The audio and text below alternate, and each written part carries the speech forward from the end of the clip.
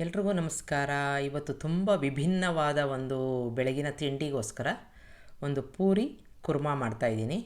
ಎರಡೂ ಒಂದು ಹೊಸ ರೀತಿಯಲ್ಲಿ ಇರುತ್ತೆ, ತುಂಬ ರುಚಿಯಾಗಿರುವಂಥದ್ದು, ತುಂಬ ಡಿಫ್ರೆಂಟಾಗಿ ಇರೋವಂಥದ್ದು. ಹೇಗೆ ಮಾಡೋದು ಅಂತ ನೋಡೋಣ. ರವೆಯಿಂದ ಒಂದು ಪೂರಿ, ಜೊತೆಗೆ ಸೋರೆಕಾಯಿದು ಒಂದು ಕುರ್ಮಾ. ಮೊದಲನೇದಾಗಿ ಪೂರಿಗೆ ಹಿಟ್ಟು ಕಲಿಸ್ಕೊಂಬಿಡೋಣ. 1 ಕಪ್ನಷ್ಟು ಚಿರೋಟಿ ರವೆ ಹಾಕ್ಕೊಂಡು, ಉಪ್ಪನ್ನು ಹಾಕ್ಕೊಂಡು, ಸ್ವಲ್ಪ ಕಸೂರಿ ಮೇಥಿ ಹಾಕೋತಾ ಇದ್ದೀನಿ. ನಿಮಗೆ ಬೇಡದೆ ಹೋದರೆ ಸ್ಕಿಪ್ ಮಾಡ್ಬೋದು. 1-1.5 ಸ್ಪೂನಷ್ಟು ಎಣ್ಣೆನ ಹಾಕ್ಕೊಂಡು ಚೆನ್ನಾಗಿ ಮಿಕ್ಸ್ ಮಾಡ್ಕೋಬೇಕು. ಈ ಒಣ ಪದಾರ್ಥಕ್ಕೆ ಸ್ವಲ್ಪ ಮಾತ್ರ ನೀರನ್ನು ಹಾಕಿ ಚುಮುಕ್ಸಿ, ಅಂದರೆ ಜಾಸ್ತಿ ನೀರು ಹಾಕಬಾರ್ದು, ಇಟ್ಟಿದ್ದೀನಿ. ಈಗ ಸುಮಾರಾಗಿ ನೆಂದಿದೆ. ಈಗ ಪೂರ್ತಿಯಾಗಿ ಕಲಿಸ್ಕೊಳ್ಳೋಕ್ಕೆ ಸ್ವಲ್ಪ ಸ್ವಲ್ಪ ನೀರನ್ನು ಹಾಕ್ಕೊಂಡು ಈ ನೆಂದಿರೋ ಒಂದು ರವೆಗೆ ನೀರನ್ನು ಹಾಕ್ಕೊಂಡು ಕಲಿಸ್ಕೋತಾ ಇದ್ದೀನಿ. ಈ ಥರ ಮಾಡೋದ್ರಿಂದ ತುಂಬ ಸಾಫ್ಟಾಗಿ ಗರಿಗರಿಯಾಗಿ ಬರುತ್ತೆ. ಹಾಗೆ ಒಣಕಲಾಗಿ ಕಲಿಸ್ಕೊಂಡ್ಬಿಡ್ತೀವಿ ಅಂತಂದರೆ ತುಂಬ ಗಟ್ಟಿಯಾಗಿಬಿಡುತ್ತೆ ಪೂರಿ. ಹಾಗಾಗಿ ಈ ಥರ ನೀರನ್ನು ಚುಮುಕ್ಸಿ ಇಟ್ಟಿದ್ದು ಆ ನಂತರದಲ್ಲಿ ಅದನ್ನು ಕಲಿಸ್ಕೊಂಡು ಇಟ್ಕೊಳ್ಳೋದು. ಒಂದು 15 ನಿಮಿಷ ಬಿಡೋಣ. ಈಗ ಕಲಸಾದ್ಮೇಲೆ ಒಂದು ಸೋರೆಕಾಯಿ ತೊಗೊಂಡಿದ್ದೀನಿ. ಅದರಲ್ಲಿ ಬೀಜ ಇದ್ದರೆ ತೆಗೆದುಬಿಡಬೇಕು, ಅಥವಾ ಎಳೆದಾಗಿದೆ ಅಂತ ಆದರೆ ಎಲ್ಲವನ್ನು ಬಳಸ್ಬೋದು. ಸಣ್ಣ ಸಣ್ಣ ಚೂರುಗಳಾಗಿ ಹೆಚ್ಕೋತಾ ಇದ್ದೀನಿ. ನಿಮಗೆ ಯಾವ ತರಕಾರಿ ಬೇಕೋ ಅದನ್ನು ಉಪಯೋಗಿಸ್ಕೋಬೋದು, ಆದರೆ ಸೋರೆಕಾಯಿ ಕೂಡ ತುಂಬ ಚೆನ್ನಾಗಿರುತ್ತೆ. ಅದು ಒಂದು ಕಾಂಬಿನೇಷನಲ್ಲಿ ಮಾಡ್ತಾಯಿದ್ದೀನಿ. ಈಗ ಒಂದು ಮಸಾಲೆ ಹುರ್ಕೋತಾ ಇದ್ದೀನಿ. ಒಂದು ಪ್ಯಾನಿಗೆ 1 ಸ್ಪೂನಷ್ಟು ಎಣ್ಣೆ ಹಾಕ್ಕೊಂಡು, 1 ಟೇಬಲ್ ಸ್ಪೂನಷ್ಟು ಕೊತ್ತಂಬರಿ ಬೀಜ, 3/4 ಟೇಬಲ್ ಸ್ಪೂನಷ್ಟು ಜೀರಿಗೆ, ಮೆಣಸು, ಲವಂಗ, ಏಲಕ್ಕಿ ಹಾಕ್ಕೋತಾ ಇದ್ದೀನಿ. ಇದ್ರ ಜೊತೆಗೆ ದಾಲ್ಚಿನ್ನಿ, ಬ್ಯಾಡಗಿ ಮೆಣಸಿನ್ಕಾಯಿ ಒಂದು 4ರಿಂದ 5. ನಿಮಗೆ ಖಾರ ತುಂಬ ಬೇಕು ಅಂತಂದರೆ 1 ಅಥವಾ 2 ಗುಂಟೂರನ್ನ ಕೂಡ ಹಾಕ್ಕೋಬೋದು. ಸಣ್ಣ ಊರಿನಲ್ಲಿ ಒಳ್ಳೆ ಪರಿಮಳ ಬರೋ ತನಕ ಇದನ್ನು ಹುರ್ಕೊಂಡಿದ್ದಾಗಿದೆ. ಇದಕ್ಕೆ 1 ಟೇಬಲ್ ಸ್ಪೂನಷ್ಟು ಎಳ್ಳು, ಒಂದು 3 ಸ್ಪೂನಷ್ಟು ಆಗೋ ಅಂಥ ಒಣ ಕೊಬ್ಬರಿ ತುರಿ, ಅದಿಲ್ಲ ಅಂತಂದರೆ ಹಸಿ ಕಾಯಿನ ಬೇಕಾದರೆ ಹಾಕ್ಕೋಬೋದು. ಎಲ್ಲವನ್ನು ಚೆನ್ನಾಗಿ ಹುರ್ಕೊಂಡಿದ್ದೀನಿ. ಈಗ ಸ್ವಿಚ್ ಆಫ್ ಮಾಡ್ಕೊಂಬಿಡೋಣ, ತೆಕ್ಕೊಂಬಿಡೋಣ. ಈಗ ಇದೇ ಪ್ಯಾನ್ಗೆ ಮತ್ತೆ ನಾನು ಈರುಳ್ಳಿ ಮತ್ತು ಟೊಮೆಟೊನ ಹುರ್ಕೋತಾ ಇದ್ದೀನಿ. ಸ್ವಲ್ಪ ಎಣ್ಣೆ ಮಾತ್ರ ಹಾಕ್ಕೊಂಡು 2 ಈರುಳ್ಳಿ, 2 ಸಣ್ಣ ಟೊಮೆಟೊ ಹೆಚ್ಕೊಂಡಿರೋ ಅಂಥದ್ದು ಈ ಥರ ದಪ್ಪಕ್ಕೆ ಹೆಚ್ಕೊಂಡಿದ್ದೀನಿ. ಸ್ವಲ್ಪ ಹಸಿ ವಾಸನೆ ಹೋಗೋ ತನಕ, ಮೆತ್ತಗಾಗೋ ತನಕ ಎಣ್ಣೆಯಲ್ಲಿ ಬಾಡಿಸ್ಕೋಬೇಕು. ಈಗ ಕಲರ್ ಚೇಂಜ್ ಆಗಿದೆ, ಸ್ವಲ್ಪ ಕುಗ್ಗಿದೆ ಅಂತಾದರೆ ಸ್ವಿಚ್ ಆಫ್ ಮಾಡ್ಕೊಂಬಿಟ್ಟು ಪೂರ್ತಿಯಾಗಿ ಆರಕ್ಕೆ ಬಿಟ್ಟಿದ್ದು ಇದನ್ನು ಮಿಕ್ಸಿ ಜಾರ್ಗೆ ಹಾಕ್ಕೊಂಡು ನುಣ್ಣಿಗೆ ರುಬ್ಕೋಬೇಕು. ನೀರು ಹಾಕೋದು ಬೇಡ, ಟೊಮೆಟೊನಲ್ಲಿ ಇರೋ ಒಂದು ನೀರೇ ಸಾಕು.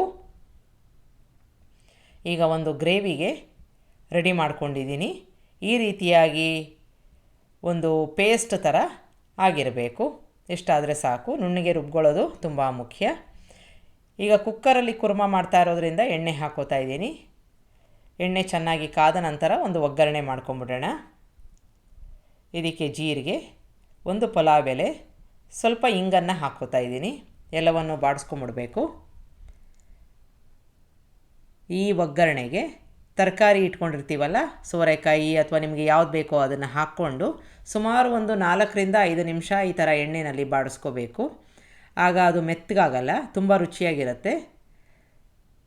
ಇದಕ್ಕೆ ನೆನೆಸಿರೋ ಕಡಲೆಕಾಳನ್ನು 1 ಕಪ್ನಷ್ಟು ಹಾಕ್ಕೊಂಡಿದ್ದೀನಿ. ಈ ಕಾಂಬಿನೇಷನ್ನು ತುಂಬ ಚೆನ್ನಾಗಿರುತ್ತೆ, ಒಂದು ಸಲ ಟ್ರೈ ಮಾಡಿ ನೋಡಿ.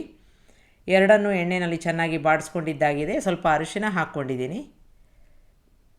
ಈಗ ಎಣ್ಣೆಯಲ್ಲಿ ಬಾಡಿಸ್ಕೊಂಡಿದ್ದಾಗಿದೆ ಅಂತಾದರೆ ನಾವು ರುಬ್ಕೊಂಡಿರೋ ಒಂದು ಮಸಾಲೆ, ಅದಕ್ಕೆ ಸ್ವಲ್ಪ ನೀರನ್ನು ಹಾಕ್ಕೊಂಡು ಮಿಕ್ಸಿ ಜಾರಿಗೆ ಅದನ್ನು ಹಾಕ್ಕೊಂಡು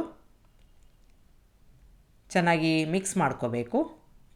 ಈಗ ಗಟ್ಟಿಯಾಗಿದೆ, ಹಾಗಾಗಿ ನಿಮಗೆ ಎಷ್ಟು ನೀರಾಗಿ ಬೇಕೋ ಅಷ್ಟು ನೋಡಿಕೊಂಡು ನೀರನ್ನು ಹಾಕ್ಕೋಬೇಕು. 1 ಗ್ಲಾಸಷ್ಟು ನೀರನ್ನು ಹಾಕ್ಕೊಂಡಿದ್ದೀನಿ. ರುಚಿಗೆ ತಕ್ಕಷ್ಟು ಉಪ್ಪು, ಸ್ವಲ್ಪ ಕಸೂರಿ ಮೇಥಿ ಹಾಕ್ಕೋತಾ ಇದ್ದೀನಿ. ನಿಮಗೆ ಬೇಡದೆ ಹೋದರೆ ಸ್ಕಿಪ್ ಮಾಡ್ಬೋದು.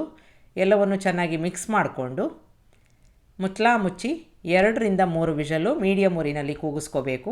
ಕಡಲೆಕಾಳು ಹಾಕಿರೋದ್ರಿಂದ ಚೆನ್ನಾಗಿ ಬೇಯಬೇಕು. ಈಗ ಪೂರ್ತಿ ಚೆನ್ನಾಗಿ ಬೆಂದಿದೆ, ಹೊಂದ್ಕೊಂಡಿದೆ. ನಮ್ಮ ಗ್ರೇವಿ ಕೂಡ ತುಂಬ ಚೆನ್ನಾಗಿ ಬಂದಿದೆ. ಇದು ಚಪಾತಿಗೆ, ಪೂರಿಗೆ ಎಲ್ಲದಕ್ಕೂ ಹೊಂದೋ ಅಂಥ ಒಂದು ಕುರ್ಮ. ಈಗ ಪೂರಿ ಮಾಡ್ಕೊಂಬಿಡೋಣ. ಹಿಟ್ಟು ಚೆನ್ನಾಗಿ ನೆಂದಿದೆ, ಸಾಫ್ಟಾಗಿ ಇದೆ, ಪೂರಿ ಗಟ್ಟಿಯಾಗಿ ಬರಲ್ಲ.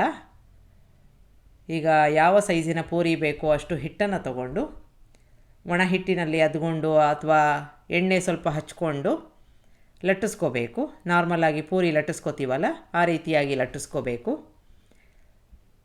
ಈ ಕಸೂರಿ ಮೇಥಿ ಹಾಕಿರೋದ್ರಿಂದ ವಿಶೇಷ ರುಚಿ ಇರುತ್ತೆ.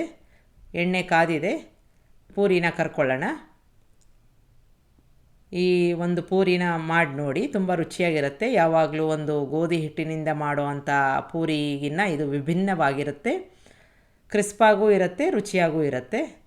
ಈಗ ಚೆನ್ನಾಗಿ ಉಬ್ಬಿ ಬಂದಿದೆ, ತೆಕ್ಕೊಂಬಿಡೋಣ. ಇದೇ ರೀತಿಯಾಗಿ ಮಿಕ್ಕ ಪೂರಿಯನ್ನು ಮಾಡಿಕೊಂಡು ಕುರ್ಮಾ ಜೊತೆ ಸರ್ವ್ ಮಾಡಿ. ನಿಮಗೆ ರೆಸಿಪಿ ಇಷ್ಟ ಆದಲ್ಲಿ ಲೈಕ್ ಮಾಡಿ, ಶೇರ್ ಮಾಡಿ, ಕಮೆಂಟ್ ಮಾಡಿ. ನಮಸ್ಕಾರ.